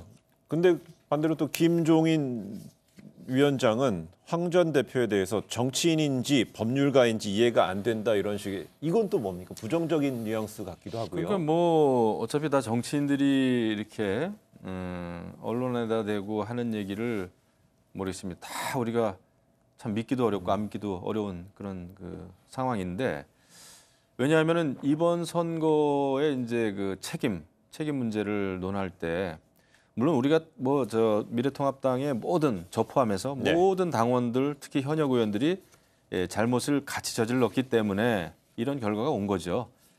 그럼에도 불구하고 이제 당 대표였기 때문에 이제 황 대표가 결국 책임을 지고 물러났는데요. 이 상황에서 뭐 김종인 그 선대위원장과 또 황교안 대표의 관계에 대해서 제가 볼 땐 고민을 많이 할 필요가 없어요. 그리고 아마 오늘입니까? 그 선대본부가 해단식을 아마 할 거예요. 예. 그러면은 해단식의 의미는 뭡니까? 해단하는 거예요. 거기에서부터 새롭게 출발하고 그다음에 이제 원내 중심이 좀 돼가지고 이럴 때 의원들이 좀 더 그 지혜롭게 예. 토론과 지금 이제 더 이상 더 바닥으로 내려갈 바닥이 없지 않습니까? 이런 상황에서는 솔직하게 이야기하고 또 우리가 좀 자숙하고 성찰하고 해가면서 전당대회를 이제 어떤 그 절차에 따라서 좀 치르자라는 거기서부터 원칙적으로 이제 의논을 해가는 게 맞지 않나 지금 의원님 말씀은 이제 제가 해석을 하면 김종인 위원장의 역할은 그 선대위 해단식과 함께 끝. 더 이상 해석이 될 수도 있어요. 네, 그렇게 이제 그 말씀을 하시는 것 같고요. 저는 그 의견에도 상당 부분 경청할 부분이 있다고 봐요. 뭐냐면 많은 분들이 김종인 위원장의 어떤 그 이 카드가 별로 효과를 보지 못했다. 왜냐 이걸 묻는데 타이밍을 이야기를 해요. 너무 늦었다. 근데 저는 타이밍 분명히 맞아요. 늦었는데 네. 자 그런데 문제는 김종인 위원장이 아무튼 늦었다 하더라도 그 선대위원장을 맡아서 그러니까 했던 어떤 스피커로서 했던 메시지 내용을 보면은 별로 준비가 되어 있었던 것 같지가 않다라고 하는 그런 평가를 할 수밖에 없어요. 왜 그러냐면 일성이 뭡니까? 못 살겠다 갈아보자부터 시작을 했어요. 올드에도 한참 올드한. 거기에다가 지금 민심하고 확인해 보면 결국은 맞지 않았다는 이야기인데 그러니까 아주 굵직한 메시지를 던져가지고 그러니까 선거 구도에서 이슈를 선점하고 지형을 선점하는 어떤 능력이 나타나지 않았다라는 거거든요. 그런 점에서 볼 때 과연 김종인 위원장에 대한 능력치에 대해서 과대평가를 하는 것은 미래통합당 입장에서도 또 한 번의 어떤 실수가 될 수가 있다. 이것도 좀 같이 봤으면 좋겠다는 말씀을 좀 드리고 지금 뭐 김영우 의원은 이제 총선에 크게 패배한 뒤에 원 현역 의원들 원 중심으로 해서 뭔가 수습을 해야 돼 인내심을 갖고 하자는 의견이었는데 여기에 대해서 그러면서 이제 그런 측면에서 김종인 위원장의 적합성에 대해서 이제 평가를 해주셨고 그 맥락에 대해서 이제 우리 김평론가가 얘기해 주셨는데 이 미래통합당 일각에서는 안철수 국민의당 대표와 합당해야 된다, 아니 안철수 전 대표를 국민의당 대표를 같이 해야 된다 이런 의견도 나오는 것 같아요. 저는 이제 선거가 끝났습니다. 근데 자칫 이 상황에서 국회에서의 의석수를 염두에 둔 그런 어떤 그 정치 행보를 보이면 저는 안 된다고 봅니다. 그러니까 당장 지금 의석수가 적다 보니까 뭐 안철수 대표의 국민의당과 또 합체되는 거 아니냐 이런 것을 언뜻 생각해 볼 수는 있겠으나 지금 숫자의 문제가 아니에요. 이미 네. 미래통합당이 지금 무엇을 우리가 그 자성을 해야 되고 어떤 부분을 개혁해야 될지 왜 국민들로부터 신뢰를 잃었을까라는 그 원칙에 더 충실할 때 오히려 이제 기회가 있지. 이 상황에서 무조건 뭐 합치고 이래 가지고는 답이 나오지 않을 것이다라는 생각이 좀 들어요. 그러니까 그 국민의당하고 합치자라고 하는 것은 국민의당이 지금 3석이잖아요. 그 미래통합당이 미래한국당과 합쳐서 103석인데 거기에 3석을 추가한다고 뭐 의회 구도가 바뀌는 거 없어요. 그러니까 국민의당하고 합치자라고 하는 것은 국민의당 소속 의원 수 3이라고 하는 숫자가 중요한 게 아니라 그냥 안철수라는 인물 그 자체가 중요한 거죠. 이렇게 놓고 본다면 자 그러면 안철수라고 하는 인물을 지금 그 통합이라고 하는 과정을 거쳐서 미래통합당으로 데려와서 그럼 어떤 역할을 줄 것이냐. 그러면 당권을 주면서 당을 수습하라고 그럼 맡긴다라는 이야기가 되겠는데 안철수 대표는 지금 바라보고 있는 게 당권일까 대권일까? 그럼 너무 자명한 거 아닌가요? 이런 점에서 놓고 본다면 안철수 대표의 시점에서 본다면 지금은 타이밍이 빨라도 너무 빠르죠. 물론 그러니까 이런 것 있죠. 차라리 이렇게 무주공산일 때 들어가서 그러니까 속칭 당을 접수한다면 이게 어떤 대권으로 가기 위한 탄탄한 기반을 다질 수 있다라고 하는 가설은 물론 충분히 성립이 될 수 있어요. 근데 문제는 그거는 도 아니면 모인 게임인 게 오히려 조기 낙마로 갈 수도 있다라는 점. 이것도 이제 같이 그러니까 쉽게 하면 독이 든 선배이기 때문에 쉽게 선택할 수 있는 선택지가 아니라는 것이죠. 네, 이런 가운데 항상 그 총선 이후에는 보면 또 다른 어떤 파동이 하나 예상이 되고 실제화되는 게 하나 있지 않습니까? 이른바 복당이라는 건데 미래통합당에서 보면 이번에 그 무소속으로 출마해서 당선된 몇몇 주요 의원들 홍준표, 김태호, 권성동, 윤상현 이 당선인은 직간접적으로 복당 의사를 밝혔고요. 이런 가운데 최고위의 일각에서는 복당은 현재 어렵다 이런 입장도 나오고 있습니다. 또 파동으로 이어지나요? 이어지죠. 어제 이제 이번에 당선된 삼선 의원하고 저하고 이제 밤늦게 통화를 좀 했는데 그걸 벌써 고민을 하더라고요. 네. 이분들 무소속 당선자들을 복당시켜야 되느냐 그거에 대해서 이제 제 의견을 묻더라고요. 그래서 나는 자연인이기 때문에 나한테 묻지 마라. 내가 얘기는 했습니다만은. 이게 이제 왜 이게 현실적으로 어려운 문제냐 하면은 이제 보십시오. 뭐 비대위로 갔든 어쨌건 간에 이제 당 지도부를 뽑아야 되는 전당대회를 앞두고 있죠. 또 원내 지도부도 뽑아야 되죠. 이 결국은 이게 또 자리 싸움이 되는데 현실적으로는 이랬을 때 이제 다 무소속으로 당선된 후보들이 다 그냥 대권 주자, 당권 주자급이에요. 다 4선, 뭐 5선 이렇지 않습니까? 그러니까 이분들의 복당에 대해서 여러 이제 그 갈등이 좀 있을 것 같아요. 근데 이제 제 생각에는 어차피 비슷한 생각을 가지고 있는 분들이고 그렇다고 한다면은 큰 맘 먹고 빨리 복당을 결정을 해서 당 전체에 좀 새로운 흐름을 만들어가는 것도 좋겠다. 네. 왜냐하면 언제 입당이 돼도 입당 될 분들 아닙니까? 뭐 누가 보더라도 선거 때는 입당 영원히 없다라는 얘기를 했습니다마는 그 얘기를 했던 분들이 지금 떨어졌잖아요. 그렇게 된 겁니다. 네. 그래서 저는 뭐 지금 뭐 복당을 한들 안 한들 큰 어떤 대외적인 여파는 없을 거라고 보지만은 힘을 합치는 게 좋다 생각합니다. 그러니까 우리가 이제 냉정하게 봐야 되는 게 미래통합당의 최대 화두는 당 혁신 아니겠습니까? 근데 지금 그 진공 상태에 빠진 미래통합당에서 혁신이라고 하는 것을 다른 말로 번역을 하면 누가 주도권을 줄 것인가의 문제하고 똑같은 이야기가 되는 거예요. 그러니까 누가 주도권을 줘서 혁신을 하는가에 따라서 당이 누구에게 그러면 쏠리는 것이냐라고 하는 문제로 연결이 되는 것이기 때문에 지금 이 어떤 무소속으로 어떤 당선된 사람들을 받아들일 것인가 말 것인가라고 하는 것들은 그러니까 이건 어떤 윤리적이고 규범적인 문제가 아니라 정확히 역학적 구도 속에서 아마 계산기를 두드리면서 나올 이야기이기 때문에 상당히 밀고 당기가 그러니까 당분간 좀 지속이 될 가능성이 있다고 봐야 되겠죠. 알겠습니다. 이 얘기는 여기까지 한번 해보고요. 이번 총선 끝나지 않았다 이런 얘기 나오지 않습니까? 이번 총선 당선자 가운데 90명이 선거법 위반 혐의로 검찰 수사를 받는 상황이에요. 뭐 어찌 보면 다시 이제 그럼 이게 우리가 이제 다시 검찰을 주목해야 되는 시간이 왔습니까? 국회의원 당선자들이 이제 가장 겁을 낼 사안이 네. 바로 이거죠. 그런데 이거는 정말로 정치적 고려를 하면 절대 안 되죠. 검찰이 만약에 이거에 대해서 정치적 고려를 하면서 수사나 수사의 대상과 이런 것들을 조율을 하게 된다면 그거는 정말로 엄청난 역풍을 맞을 거라고 보고요. 네. 말 그대로 그 지금 잡고 있는 혐의점의 경중에 따라서 사법적으로 처리를 하면 된다.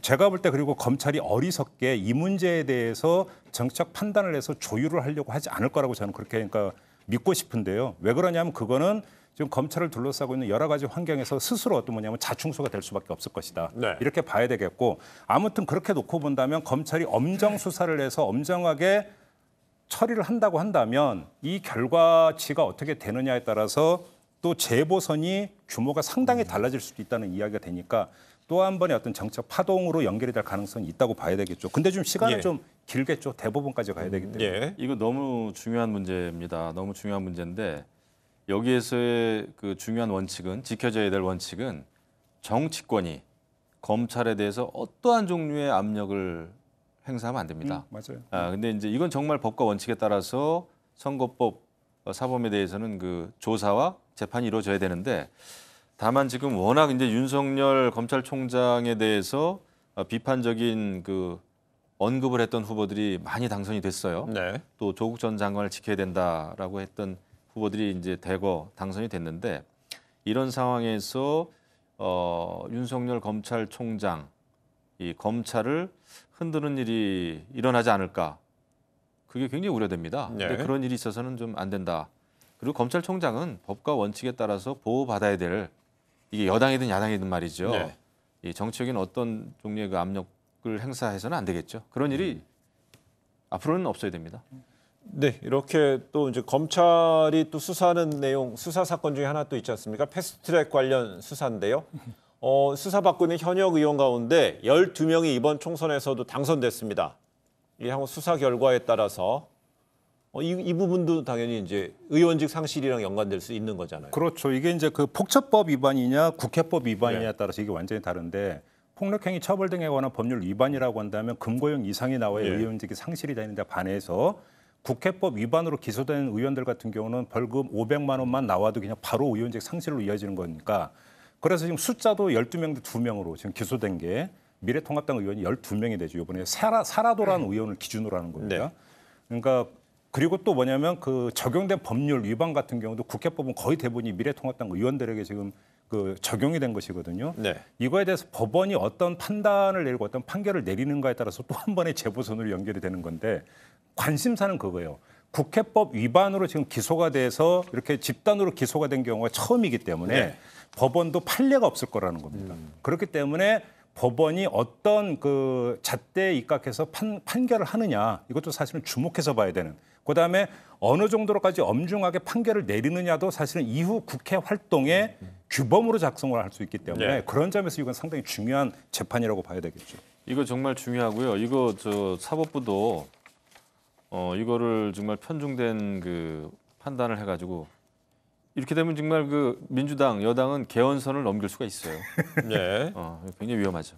그래서 조금 전에 이제 얘기하셨지만 이제 총 12명인데요. 미래통합당 의원이 9명, 그다음에 그 더불어민주당 이제 3명 해서 총 12명인데요. 이번에 이제 법 여건이 더불어민주당과 더불어시민당이 180석이면요. 국회 선진화법을 넘어서 패스트트랙으로 지정하게 되면 모든 안건을 처리할 수 있다고 그러잖아요. 그렇다면 180석이 되면 더 이상 늘어나는 거 가감 없이 가정을 한다. 180석이면 정말 국회 내 충돌, 폭력행위 없습니까? 제가 국회 이제 국회 현재도 있습니다만은 예. 한 당이 180석이 되면 어떤 일이 벌어지느냐. 얼핏 생각하면 이제 모든 상임위에서 미래통합당인 야당은 뭐 3분의 1 정도 차지하는 거고 나머지가 3분의 2를 차지합니다.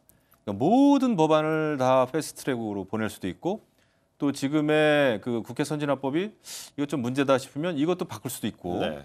그러니까 개헌 말고는 모든 걸 다 할 수가 있어요. 그리고 이제 상임위원장도 예를 들면 법사위원장까지 여태 관례는 이제 제일 야당이 또 맡았죠.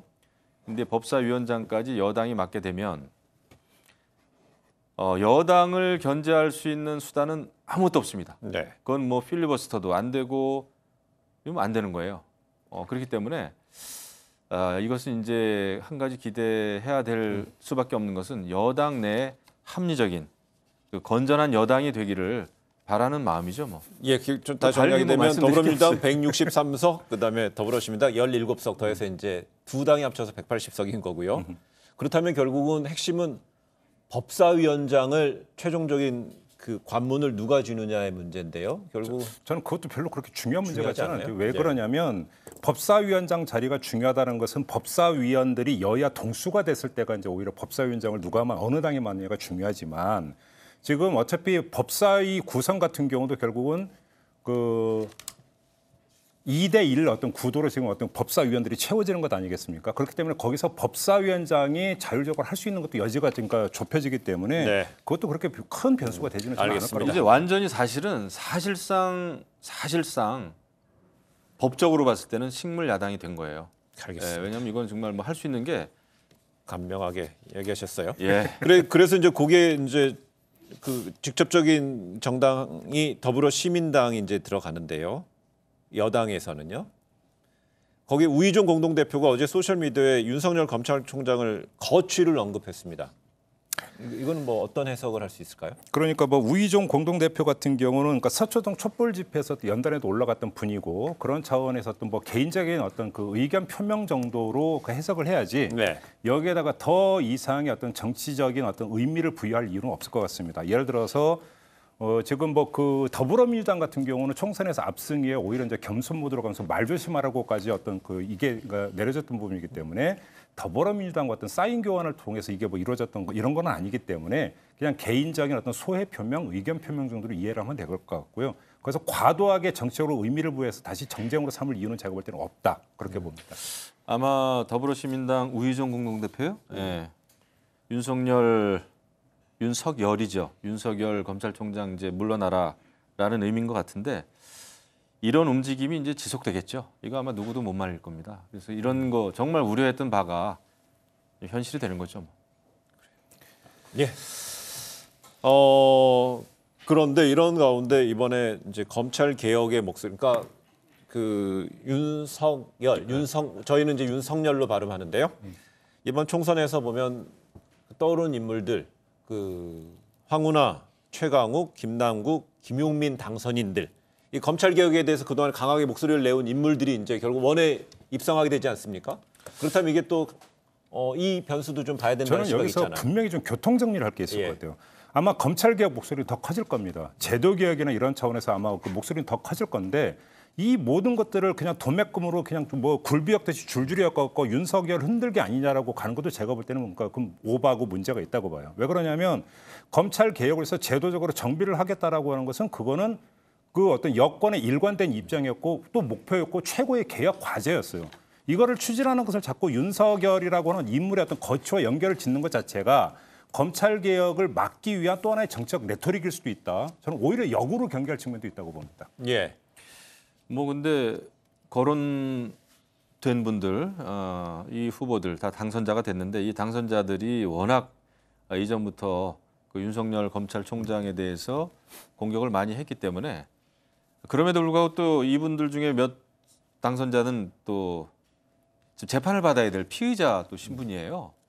이게 참 묘합니다. 그래서 지금 이제 이것은 정말 우리 정치권과 입법부와 검찰, 사법부와의 관계를 정립하는 굉장히 중요한 그 지렛대 기준이 되기 때문에 정치권에서는 정말 법과 원칙에 따른 그 정도를 지켜야 됩니다. 알겠습니다. 그렇지 않으면 안 될 거예요. 알겠습니다. 이번에 선거법 위반으로 검찰 수사받게 되는 경우는 검찰은 그 공정하게 수사를 해야 될 것 같고요. 패스트트랙에 대해서는 초유의 어떤 사건이기 때문에 여기에 대해서 검찰과 법원의 판결에 대해서 주목이 된다는 것이고 검찰 개혁이란 어떤 큰 흐름에 대해서는 21대 국회에서의 핵심 과제, 초반 핵심 과제이기 때문에요. 진행 방향 우리 다 같이 한번 살펴봐야 될 것 같습니다. 두 분과의 말씀 오늘 여기까지 듣겠습니다. 고맙습니다.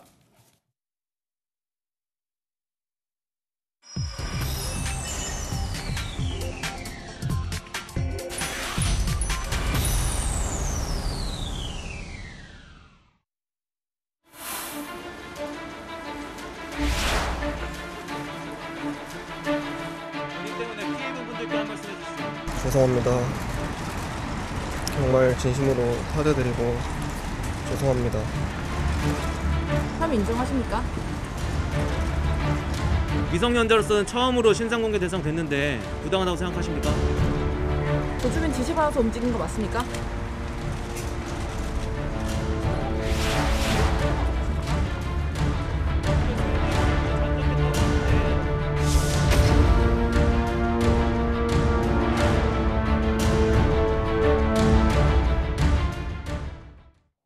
네, 최진봉 성공회대 교수 전지현 변호사 스튜디오에 나와 있습니다. 두 분 어서 오세요. 안녕하세요.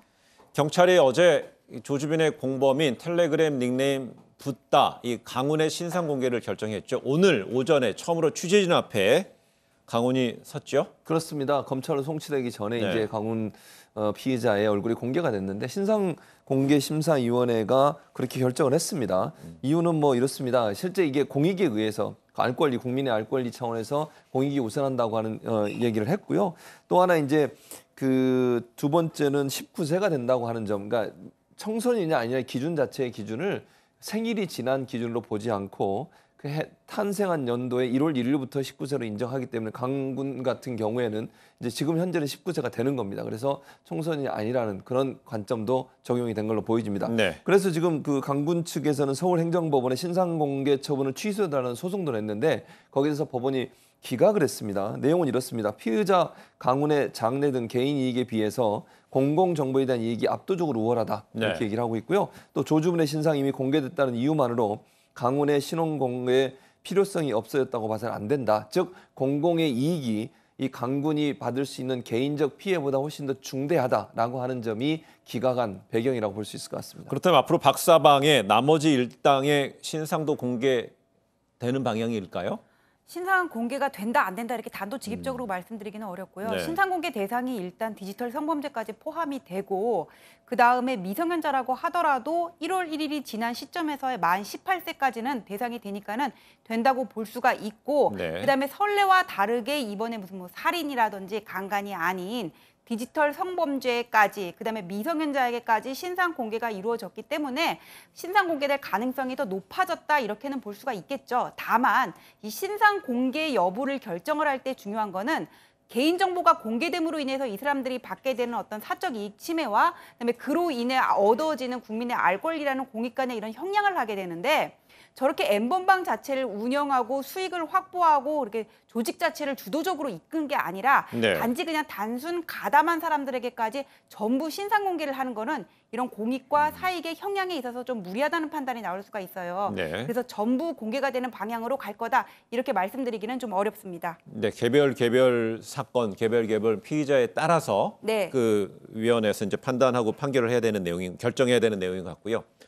그렇다면 이 텔레그램 박사방의 운영자 조주빈과 관련된 수사 상황이 어떤지 좀 한번 볼까요? 예, 1차적으로 마약 관련된 수사가 지금 계속 진행되고 있습니다. 이게 기소하면서 들어왔던 그 내용 중에는 마약 문제는 없었어요, 사실은. 근데 이게 조사가 되고 있다고 지금 얘기가 나오고 있는데 이유는 뭐냐면요. 조주빈이 예전에 언론에도 보도가 됐습니다만 본인이 마약이나 총기류를 판매한다는 광고를 한 적이 있었지 않습니까? 그런데 실질적인 증거가 없어 거기에 대한 직접적인 수사가 없었는데 지금 현재 검찰이 이 부분을 들여다보고 있는 과정에 의미 있는 하나의 사실을 찾아냈습니다. 그게 뭐냐면 지금 성명불상자로 표명돼 있는, 그러니까 누군지 알 수는 없지만 지금 특정되지 않았지만 SNS 등의 마약을 판매한다는 광고글을 지속적으로 올리고 있다는 겁니다. 근데 중요한 사실은 여기에 쓰는 아이디하고 이메일 주소가 조주빈이 사용했던 아이디와 비슷하고 동일하다는 겁니다. 네. 그럼 결국 검찰 입장에서 봤을 때는 아직은 성명불상자로 표현돼 있지만 이메일과 아이디가 비슷하기 때문에 결국 이게 조주빈이 아닌가라고 지금 특정을 하고서 수사를 집중적으로 하고 있는 상태라고 할 수 있습니다. 네, 그리고 또 이제 어제는 조주빈의 공범으로 보여지는 거제시청 공무원 천모 씨에 대한 재판이 열렸는데 이 사람이 이제 재판은 공개된 자리에서 열리지 않습니까? 이 사람이 이제 재판정에 들어오면서 취재진이랑 방청객들이 앉아 있으니까는 고개를 돌려서 이렇게 시선을 애써 외면했다고 하는데 이 사람과 관련돼서 이제 제기된 공소 사실은 보면은 미성년자 등과의 성관계를 촬영한 혐의, 그다음에 음란물 등을 소지한 혐의들인데 여기에 대해서는 이미 증거가 다 확보가 됐기 때문에 공소 사실을 모두 인정을 했다고 하니까는 앞으로 향후 향후 그 재판 전략은 뭔가 선처를 구하는 방향으로 가지 않을까 싶고 네. 이 외에도 조주빈 측의 개인 정보를 누설을 해준 사회복무요원이 있고 또 태평양이라고 하는 이모군이라고 하는데 이 사람은 이제 별도의 또 방을 운영을 했던 사람인데 지금 같이 기소가 돼 있기는 하지만은 다른 재판부고 병합해서 재판은 진행하지 않을 거라고 지금 합니다. 예, 이런가 하면은 텔레그램 엠번방과 박사방 등 디지털 성범죄를 수사하고 있는 경찰이 지난 9일까지 총 309명을 검거했다고 밝혔습니다. 그런데 이 엠번방의 최초 개설자인 갓갓 그리고 또 조주빈의 공범 사마귀의 검거가 임박했다는 이야기가 들려왔는데 아직 진전이 없는 건가요? 그러니까 임박했다는 얘기가 들려오긴 하지만은 검거를 못했으면은 진전은 현재까지 없는 거고요. 네. 지금 이 검거가 왜 이렇게 어려워지냐면은 텔레그램 같은 경우에 본사와의 협조가 없이는 지금 어떤 내용이 오고 갔는지 행방이 지금 어디에 있는지 신원이 어디에 있는지 확보를 하기가 어려워요. 수사기관에서. 네. 더군다나 지금 조주빈 같은 경우에는 휴대폰 비밀번호와 관련해가지고 협조를 안 해주고 있거든요. 그렇기 때문에 기계를 이용해서 지금 이거를 풀어야 되는데 우리가 얼마 전에 봤던 그 울산 함영 사건 수사와 관련해가지고 스스로 목숨을 끊은 그 검찰 수사관 같은 경우에도 이거를 푸는데 4개월 정도 걸리지 않았습니까? 네. 그래가지고 이게 지금 행방이 계속 이렇게 신병을 빨리 확보를 하는데 시간이 걸리고 있는 그런 상황이라고 하고요. 그다음에 지금 디지털 성범죄와 관련해 가지고는 검찰에서는 N번방 외에도 대대적으로 수사를 하고 있는데 지금까지 총 309명 정도가 검거가 됐다고 하고 이 중에 146명은 N번방과 같은 성착취 영상물을 공유한 사람들이고 그 네. 외에 77명은 뭐 합의되지 않은 성관계 영상을 1:1 채팅을 통해 유통한 사람들이라고 하고 네. 또 여성 아이돌 그룹의 어떤 사진이나 영상을 활용한 딥페이크 합성물을 유포한 SNS상의 디지털 성범죄자로 입건된 사람도 71명에 이른다고 합니다. 네, 지금까지 조주빈 공범 붓다 강운의 신상 공개 이야기하고요. 관련된 수사 상황, 전개 상황을 좀 짚어봤고요. 지금부터는 코로나19 상황 살펴보겠습니다. 국내 코로나19 일일 신규 확진자 수가 수일간 며칠 동안 계속 20명대를 유지하고 있습니다. 이렇다 보니까 일상으로 좀 복귀할 수 있을지 기대감이 커지고 있는데요. 예, 그렇습니다. 예. 지금 말씀하신 것처럼 일상으로 복귀하려는 기대감이 커지고 있죠. 지금 13일부터 20명대로 떨어졌거든요. 근데 지금 일상으로 돌아가는 우리가 생활 방역 이렇게 다르게 표현할 수 있는데 일상생활과 방역을 함께 하는 겁니다. 그런데 이 기본 조건을 정부가 내건 게 두 가지가 있습니다. 생활 방역으로 가는데 첫 번째는 일일 확진자 수가 50명 미만으로 지속되는 경우 이게 네. 첫 번째 조건이고요.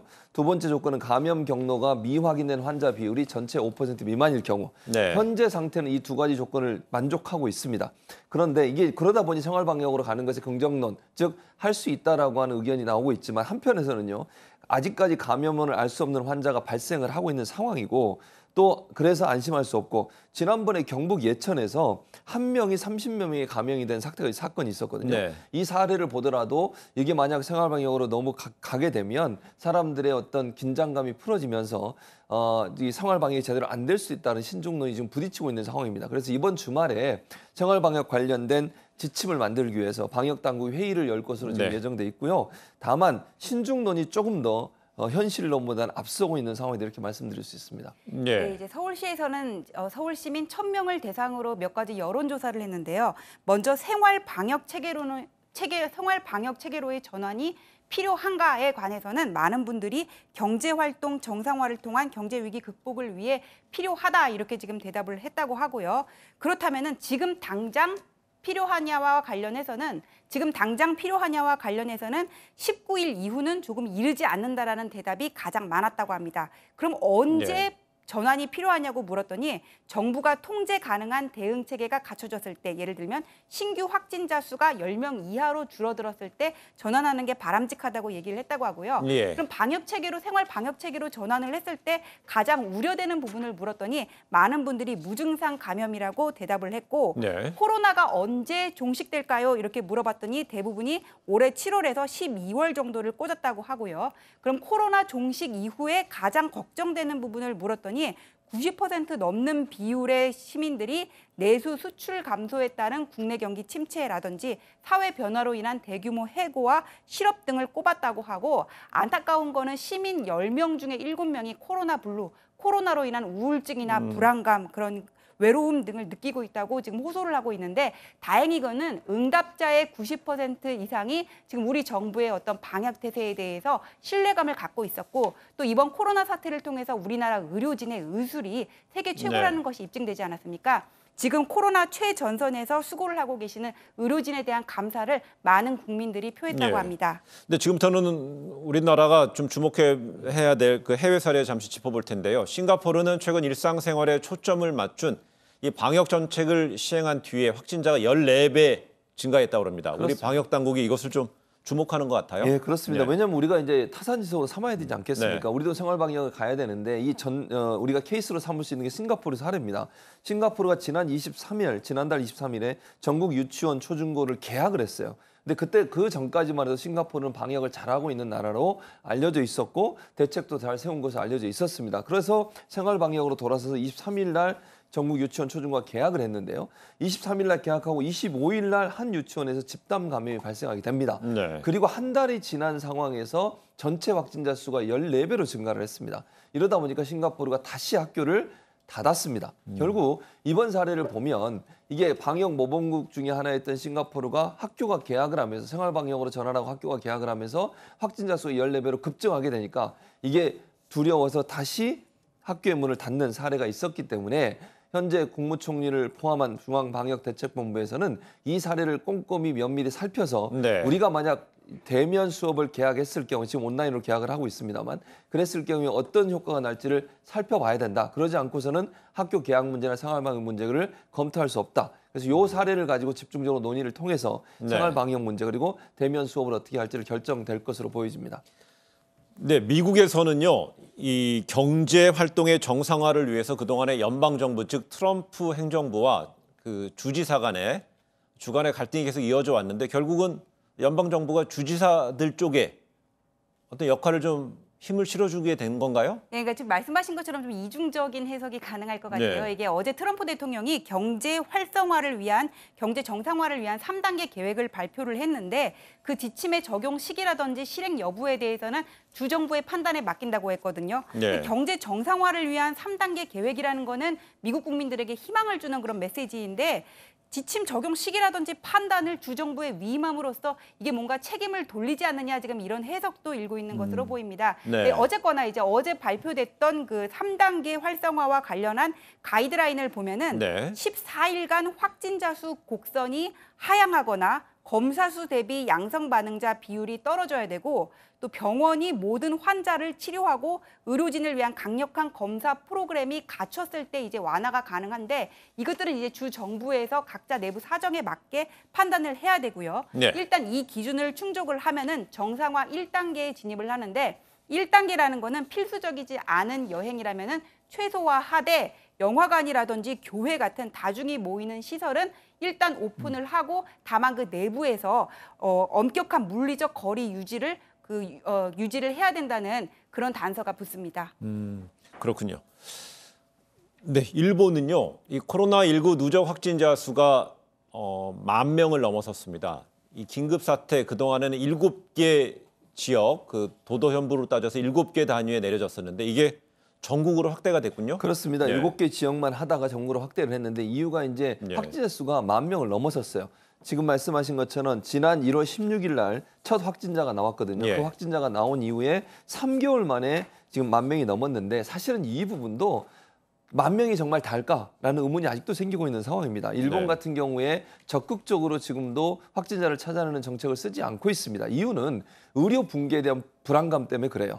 만약에 확진자가 갑자기 늘어나면 우리가 초창기에 겪었던 사례인데요. 우리나라 같은 경우도 초창기 확진자가 너무 많이 늘어나다 보니까 실제 병원에서 치료를 받아야 되는 중증 환자들이 입원할 수 있는 병상이 부족해버렸지 않습니까? 왜냐하면 확진자들이 병원을 다 차지하고 있고 병상을 차지하고 있다 보니 결국은 당장 치료가 필요한 사람들이 병원의 치료를 못 받는 그런 상황이 돼버렸다는 것이죠. 그런 문제가 일본에서 또 발생할 수 있다는 위협감이 있다 보니 확진자를 적극적으로 찾아내지 않는 정책을 아직도 쓰고 있습니다. 그래서 현재 17일 날 오전 발표를 보면 전일 대비 확진자는 574명이 늘었고요. 사망자는 12명이 늘었는데 이보다 더 많이 숨어 있을 가능성이 있다는 얘기가 나오고 있습니다. 실제로 마이니치 신문과 지난번 2009년 신종플루 유행 당시 후생 노동상, 즉 우리로 하면 보건복지부 장관을 했던 사람이 인터뷰를 했어요. 요이치라고 하는 분인데요. 네. 이분의 인터뷰 내용은 그렇습니다. 실제 감염자 수가 현재 발표된 사람의 수보다 자릿수 하나가 다를 수도 있다. 네. 이렇게까지 얘기를 했습니다. 그래서 적극적으로 일본이 발표하지 않는 것으로 본다고 하면 확진자는 더 많을 것이라는 전망이 나오고 있는 상황이고요. 또 영국 킹스 칼리지 공중위생연구소장을 하고 있는 시부야 소장 같은 경우도 일본이 의뢰 붕괴는 감염 폭발 직전에 일어나기 시작했다라고 얘기하고 있고요. 네. 일본은 이를 막을 수 있는 시기를 이미 놓쳐버렸다. 그래서 일본은 검사도 감염자 추적도 제대로 하지 않고 있다라고 하는 날선 비판을 하고 있는 상황입니다. 네, 실제로 그 일본의 의료 장비, 의료 시설 부분에 상당히 좀 부족하다는 이야기가 나오는 건가요? 예, 그 일본의 의료 장비라든지 그 시설과 관련해 가지고는 현재 지금 부족하다 그런 얘기들이 나오고 있는데 그거는 뭐 의심 환자 폭등에 대한 뭐 의료 기능 마비라든지 병원 내 감염 확산 등 이른바 의료 붕괴가 현실화되고 있는 것이 아니냐 이런 우려감이 나오고 있고 일부 지역에서는 일선 의료진을 위한 마스크라든지 방호복 같은 이런 기본적인 개인 보호 장비 재고도 이미 바닥을 드러내고 있다고 하니까 일본 내 우려감은 점점 더 커지고 있습니다. 알겠습니다. 네, 시청자 여러분, 코로나19 비상특집 전용의 뉴스온 오늘 여기까지 하겠습니다. 저희는 다음 주 월요일 오후 1시 55분에 찾아뵙겠습니다. 시청해주신 여러분 고맙습니다.